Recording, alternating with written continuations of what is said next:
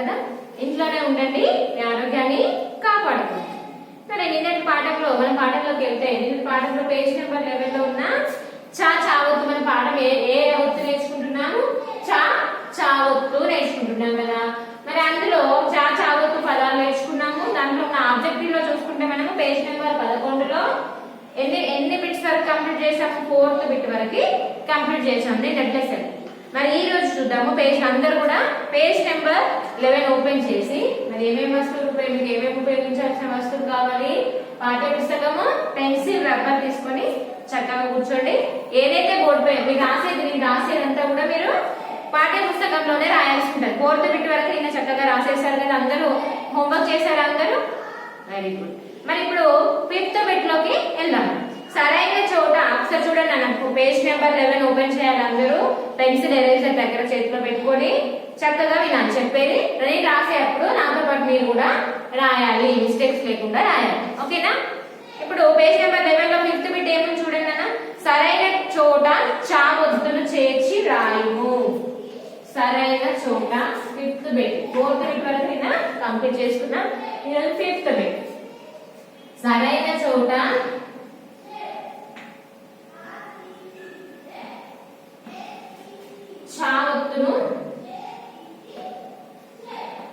ఒత్తును చేర్చి రాయము. చేర్చి రాయండి. సరైన చోట చావొత్తును చేర్చి రాయండి. ఇక్కడ మీకు గో చూ ఇచ్చారు, పక్కన ఏమి ఇచ్చారు? ఇలా ఖాళీ ఇచ్చారు. మనం ఇక్కడ సరైన చోట చావొత్తును చేర్చి రాయండి అన్న. ఎక్కడ చావొత్తును చేర్చాలి చూడండి, ఇక్కడ చేర్చాలా ఇక్కడ చేర్చాలా? ఎక్కడ చావొత్తు ఇచ్చి రాయాలి మనం? ఇక్కడ చూకి కదా, ఓ చూ. ఇక్కడ ఇచ్చిన ఖాళీలో మీరు మళ్ళీ సరి చేసి ఓ చాపమిస్తే చూ, సేమ్ యాజ్ ఇట్ ఈస్ ఇక్కడ ఎలా ఉందో అదే విధంగా రాసి దానికి ఏ ఒత్తు ఇవ్వాలి? చూకి చావొత్తు రాయాలి. బొచ్చు, బొచ్చు. సెకండ్ వన్ ఏముంది నాన్న చూడండి, రాసారా? ఏ విధంగా అయితే ఉందో ఇక్కడ ఇచ్చిన పదం అదే విధంగా రాసి ఏ ఒత్తుని చేర్చమన్నారు? సరైన చోట చావొత్తుని చేర్చాలి కదా. ఇక్కడ బో చాపమిస్తే చూ, చూకి చావొత్తు చేసి రాయాలి. ఏమవుతుంది అప్పుడు ప్రొనౌన్స్ చేయడం వస్తుంది? బొచ్చు. తర్వాత కా చాకి కొమ్మిస్తే చూ డాష్ ఇచ్చారు. సో ఇక్కడ చా కొమ్మిస్తే చూ, సేమ్ ఇక్కడ ఏ విధంగా రాయాలి? ఖా పక్కన చాకి కొమ్మిస్తే చూ రాసి సేమ్ ఏ విధంగా అయితే పదకొండు అదే రాసి అక్కడ సరైన చోట ఇక్కడ ఏం చేయాలి? చూకి మనము చా ఒత్తుని చెప్పేసి రాయాలి. కచ్చు, కచ్చు. రాస్తున్నారు అందరూ? Very good. కచ్చు. నెక్స్ట్ వన్ మా చాకి కొమ్మిస్తే చూ డాష్ ఇచ్చారు. మనం ఎక్కడ చావొత్తుని చేర్చాలి? ఇక్కడ చూకి కదా, మచ్చు. మా చాకి కొమ్మిస్తే చూ, చూకి చావొత్తు, మచ్చు. నెక్స్ట్ వన్ ఏమి ఇచ్చారా? పా చా డా ము. ఎక్కడ చావొత్తుని చేర్చాలి? ఇక్కడ చాకి చావొత్తు లేదు. పచ్చడము, పచ్చడము, పచ్చడము. పచ్చడము అంటే తెలుసు కదా మీ అందరికి, చట్నీస్ తింటారు కదా అందరూ, పికిల్స్ అంటాం కదా. పచ్చడము అంటే చట్నీ, చట్నీ అన్నమాట పచ్చడము. బొచ్చు. ఒకసారి చూడండి నాన్న, రాయడం అయిపోయింది కదా, వినండి. ఇక్కడ బొచ్చు, మాతో పాటు మీరు కూడా కలగాలి. బొచ్చు. సెకండ్ వన్ కచ్చు. థర్డ్ వన్ మచ్చు. ఫోర్త్ వన్ పచ్చడము, పచ్చడము. ఇదన్నమాట 5th బిట్ లో సరైన చోట చావొత్తుని చేసే పదాలలో 4 పదాలు ఇవ్వడం జరిగింది. 4 కూడా సరైన చోట చావొత్తుని చేసి రాసి రాయడం అనేది జరిగింది. అర్థమైంది కదా? రాశారు కదా. నెక్స్ట్ బిట్ లోకి వెళ్దాం. రద్దు చేస్తున్నాం.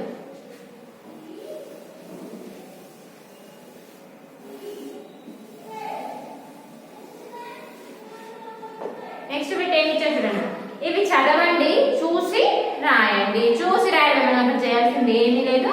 యాజ్ ఇట్ గా పైన ఏ విధంగా అయితే ఇచ్చారో ఆ విధంగా చూసి రాయాలి. ఇవి చదవండి, చూసి రాయండి. ఫస్ట్ చదవాలి, తర్వాత చదివిందాన్ని మనం యాజ్ ఇట్ గా చూసి మనకి కింద ఇక్కడ ఖాళీ ఇవ్వడం జరిగింది, ప్లేస్ ఇచ్చారు కాబట్టి ఆ ప్లేస్ లో యాజ్ ఇట్ గా పైన ఏ విధంగా ఉందో దాన్ని చూసి యాజ్ ఇట్ గా రాయాలి. వృశ్చికము ఫస్ట్ వన్ ఏమి ఇచ్చారు నాన్న? వృశ్చికము అనగా తేలు. ఇక్కడ చూసారు కదా, తేలు పిక్చర్ కూడా ఇచ్చారు, బొమ్మ కూడా ఇచ్చారు. వృశ్చికము అనగా తేలు. వృశ్చికము అనగా తేలు. వృశ్చికం అంటే ఏంటి మనకి మీనింగ్? తేలు అన్నమాట. సో దాన్ని యాజ్ ఇట్ గా అక్కడ కింద ఖాళీ ఇచ్చారు కదా, మీరు చూసి రాయడమేనా, రాసేసేయండి. కింద ఖాళీలో రాయండి. ఉండని అక్షరాలతో నీట్ గా ఏ విధంగా ఉందో ఆ విధంగానే రాయాలి. వృశ్చికము ఒత్తు చావుతున్నాను. వృశ్చికము అనగా తేలు. వృశ్చికము అనగా తేలు. వృశ్చికము అనగా తేలు. ఫుల్ స్టాప్ ఉంది కాబట్టి మీరు కూడా ఖచ్చితంగా ఫుల్ స్టాప్ పెట్టాలి.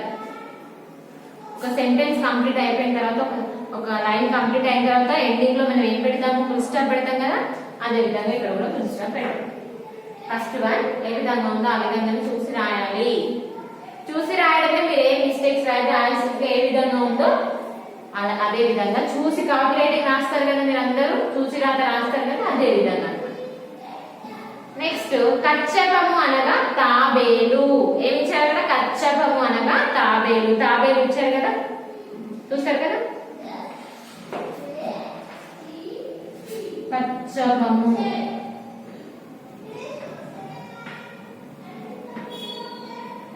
కచ్చపము అనగా తాబేలు.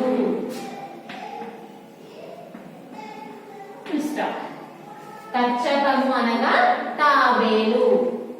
తాబేలు అంటే చూడండి, టార్టాయిస్, చూసారు కదా. కచ్చపము అనగా తాబేలు.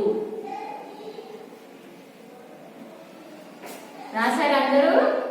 కచ్చపము అనగా తాబేలు. ఇక్కడితో మనకి చావత్తులో ఉన్న చావత్తు ఆబ్జెక్ట్ కూడా కంప్లీట్ చేసుకున్నాం. ఒకసారి పేజ్ నెంబర్ 10 ఓపెన్ చేయండి నాన్న. పేజ్ నెంబర్ 10 ఒకసారి ఓపెన్ చేస్తే, పేజ్ నెంబర్ 10లో ఒక్కసారి మనం ఈ చావత్తు పదాలు ఏదైతే ఆబ్జెక్ట్ కంప్లీట్ చేస్తామో అదంతా కూడా ఒకసారి రివైజ్ చేసుకుందాం. ఓకేనా?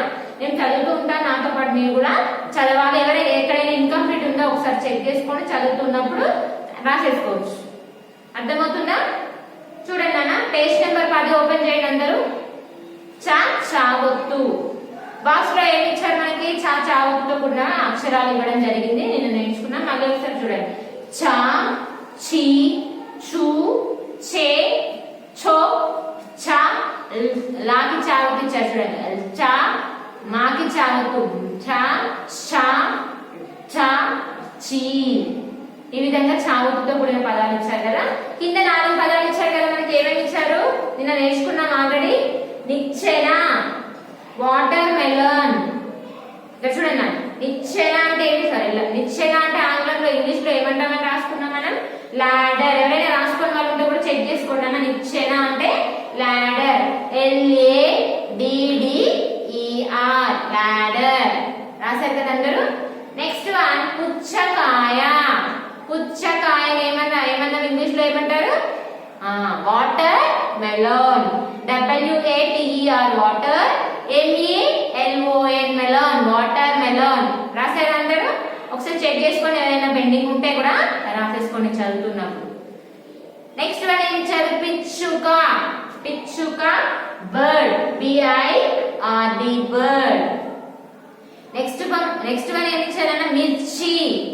మిర్చి మాగుడిస్తే మీరికి చావత్తు. మిర్చి అంటే గ్రీన్ చిల్లీ. రాసుకున్నాం కదా నిన్న. GREEN, green, CHILLI, chilli, green chilli. రాశారు కదా. కింద ఒత్తు చావత్తు ఏమి ఇచ్చారు? గుచ్చము, కచ్చపము. గుచ్చము అంటే పూల ఫ్లవర్ బొకేస్ ఉంటాయి కదా, వాటిని గుచ్చము అని కూడా నచ్చు. పూల యొక్క గుచ్చము, దాన్ని గుచ్చము అనేసి అంటారు. అదే విధంగా కచ్చపము అంటే మనం ఆల్రెడీ కచ్చపము అంటే ఏమని చెప్పుకున్నాం? తాబేలు అని నేర్చుకున్నాం కదా. దాని మీనింగ్ ఏంటి? కచ్చపము అంటే తాబేలు, టాటాయిస్ కదా. అక్కడ వరకు అయిపోయింది. కింద ఒక పద్యం కూడా ఇచ్చారు కదా చిన్నది మనకి, అదేంటి చూడండి. అచ్చులు బాగా చదువుదాము, హెచ్చులు పోక ఉందాము, పిచ్చుకల కిచకిచమందాము, పచ్చిక మీద ఆడుదాము. ఈ మీనింగ్ కూడా దీనికి అర్థం కూడా నిన్న మనం చెప్పుకోవడం జరిగింది. విన్నారు కదా, ఇక్కడ వరకు అర్థమైపోయింది. నెక్స్ట్ అభ్యాసం ఆబ్జెక్టివ్ లో వస్తే ఫస్ట్ బిట్ లో ఏమి ఇచ్చారు అభ్యాసం నుంచి కింద. ఫస్ట్ బిట్ లో పైన బాక్స్ లో అయితే కచ్చి, కచ్చి బాక్స్ లో ఇచ్చిన పదాలను, డబ్బాలో ఇచ్చిన పదాలను ఒకసారి చూడండి, నేను చదువుతుంటాను.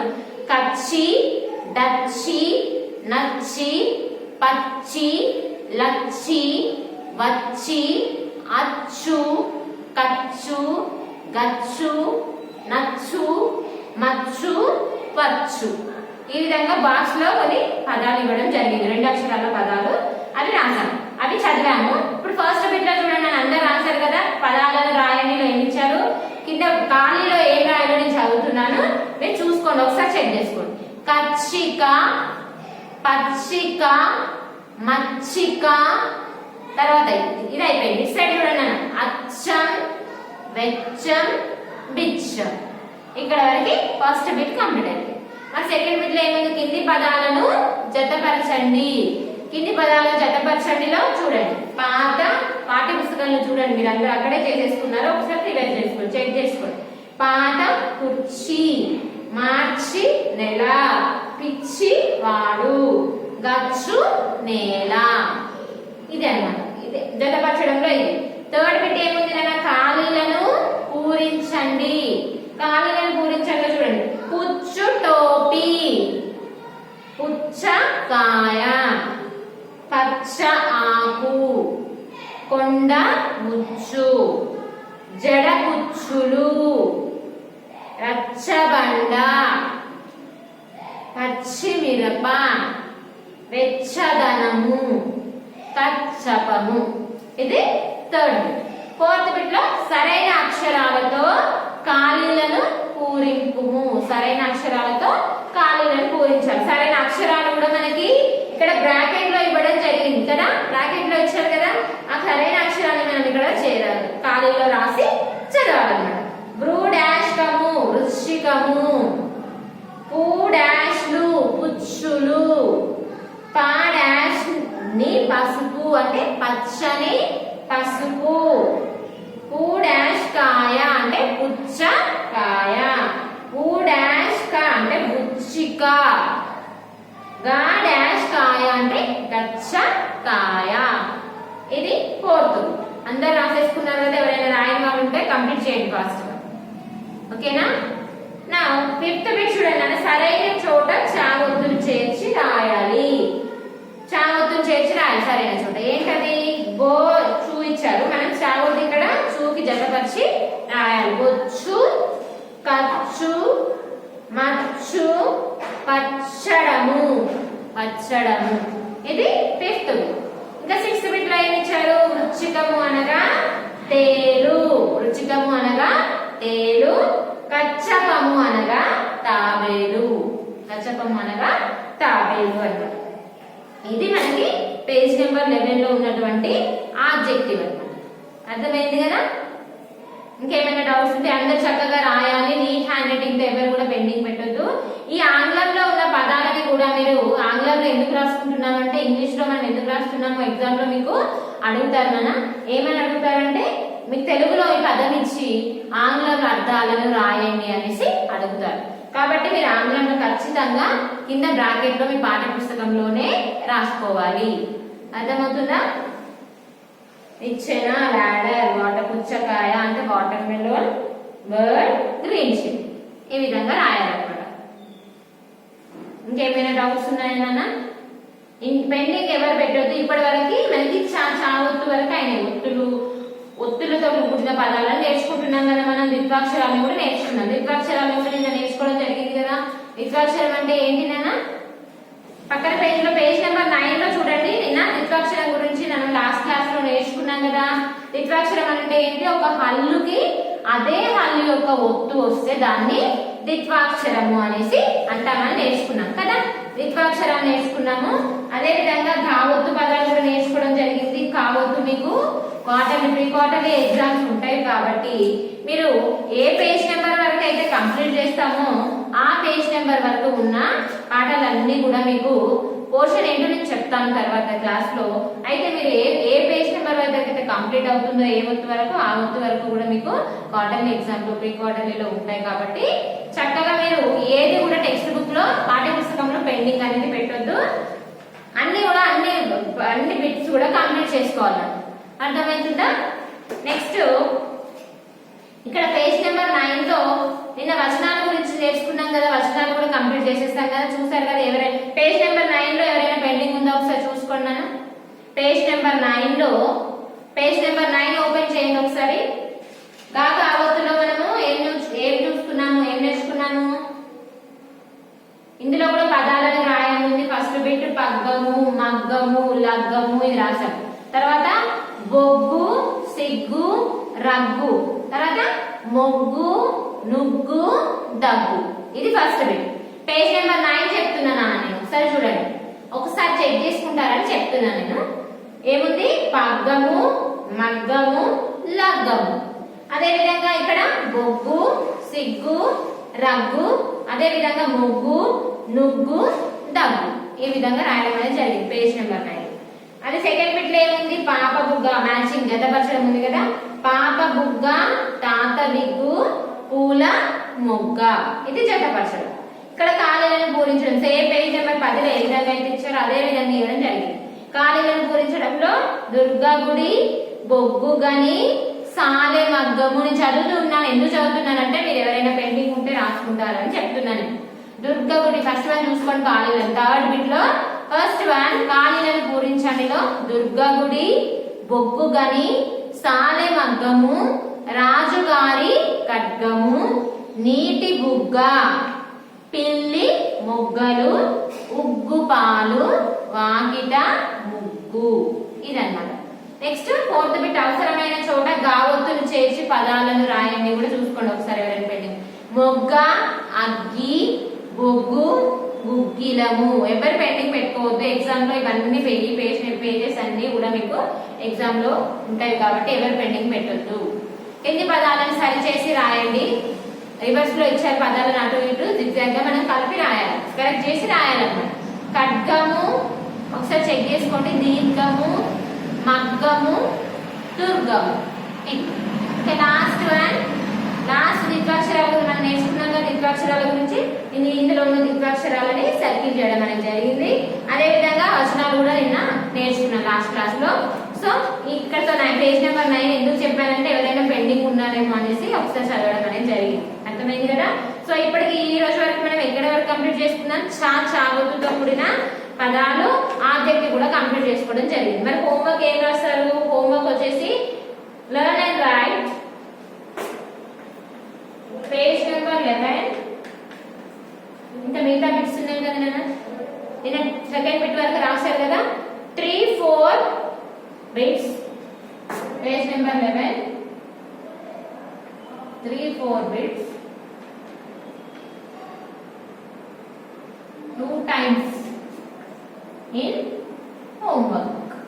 ఇది వచ్చేసి మీ హోంవర్క్. అందరూ కూడా హోంవర్క్ చేసుకొని రావాలి, ఎందుకంటే ఎగ్జామ్ లో ఇవి ఇవ్వడం జరుగుతుంది కాబట్టి. ఓకేనా? God bless you.